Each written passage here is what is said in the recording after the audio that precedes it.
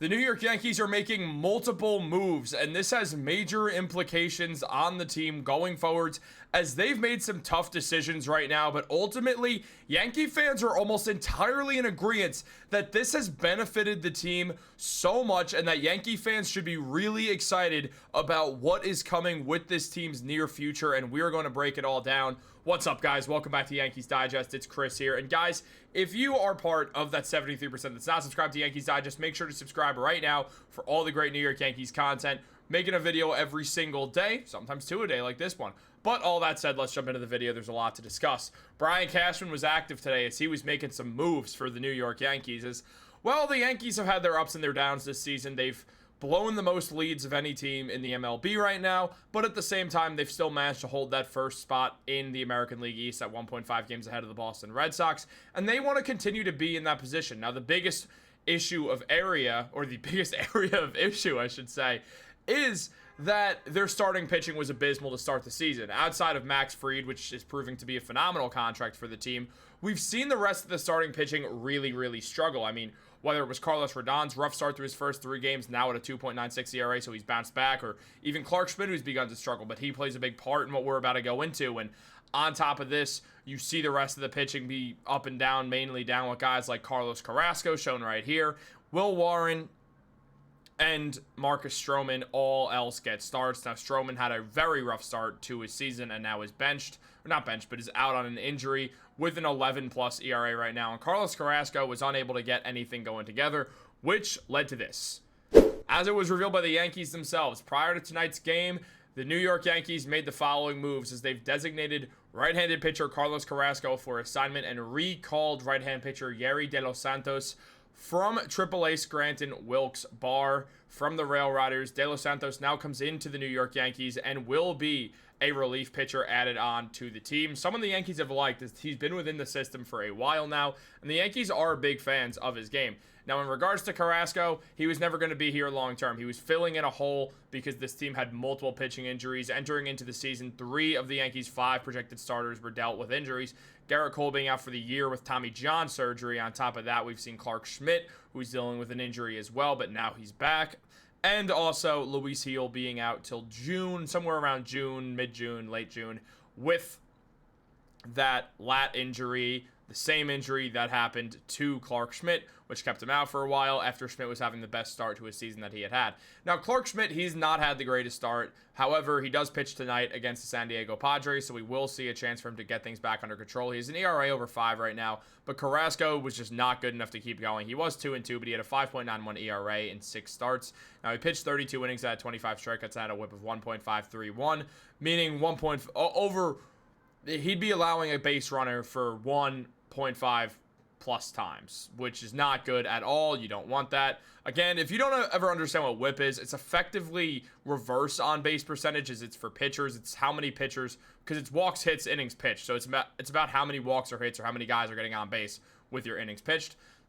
I know some of you guys are like, yeah, Chris, we know, but there's people who might not know, and you don't have to pretend to know something on this channel. We're happy to go over that stuff because we're not jerks. However, we've also seen Yerry De Los Santos play very well in this span as he now comes into a New York Yankees team that could desperately use some more bullpen help. I mean, has a 1.74 ERA in the minors this season in 10 games played. He has a save along with that. And in 19.1 innings pitched, he has 11 strikeouts with a whip of 1.16. So solid numbers there out of De Los Santos. And he's played 1 game in the majors this season with the Yankees, pitched 2 whole innings, got a strikeout, had a whip of 1.5, which is not great, but again, it's literally 1 start. At the same time, he did not allow a single earned run, which matters way more than the whip at the end of the day, as we know.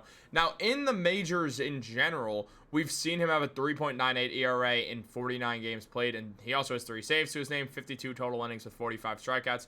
Not the best strikeout pitcher in the world by any means. However, honestly, the numbers, they don't jump out as you as something phenomenal for the New York Yankees when you see that he's a relief pitcher at the end of the day. However, the Yankees just need another arm in there. I don't think De Los Santos is someone who's going to be up with the Yankees long term, as we are seeing other relief pitchers kind of getting things underway. I mean, Jonathan Loáisiga is at some point going to return to the New York Yankees, and on top of that, we are going to see 1 or 2 other guys step in who have been on the injured list right now. I mean, as we know, bullpens fluctuate.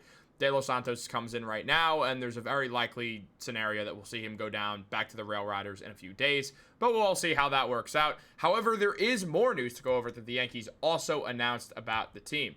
Now, the Yankees also announced that the Yankees have transferred the rehab assignment of infielder DJ Lameu from the AA Somerset Patriots to the AAA Scranton Wilkes-Barre Rail Riders.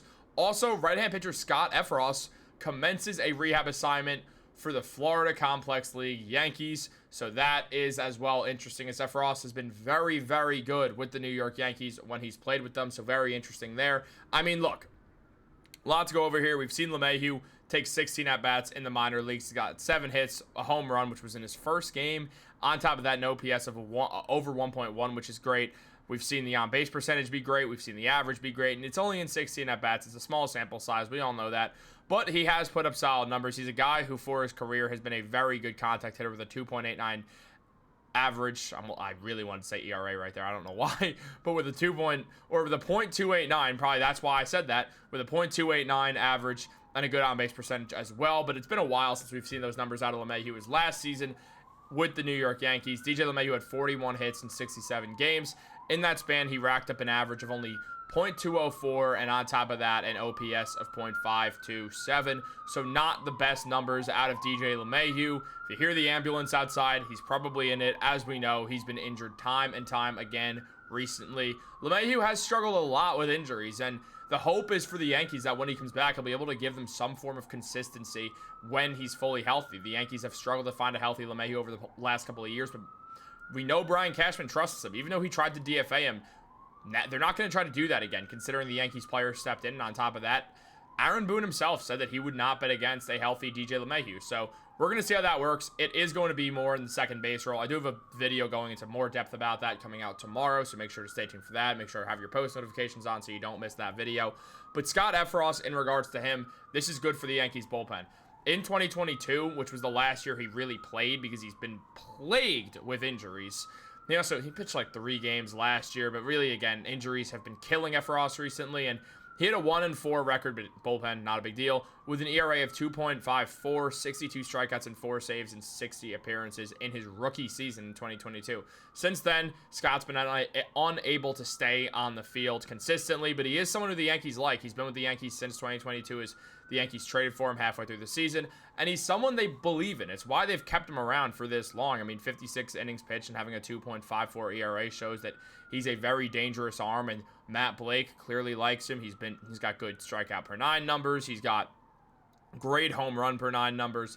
There is a lot to like about Scott Effross and his game that he has. So a bunch of moves made by the New York Yankees today, and a bunch of moves that the Yankee fans should be happy about. All this screams what we want to see out of the New York Yankees at the end of the day.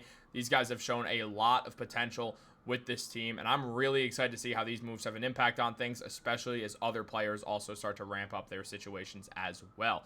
But what do you guys think about all these moves? Do you like them? Do you not like them? Let me know in the comments down below. Like this video, subscribe, turn on post notifications. Have a great day, and go Yankees.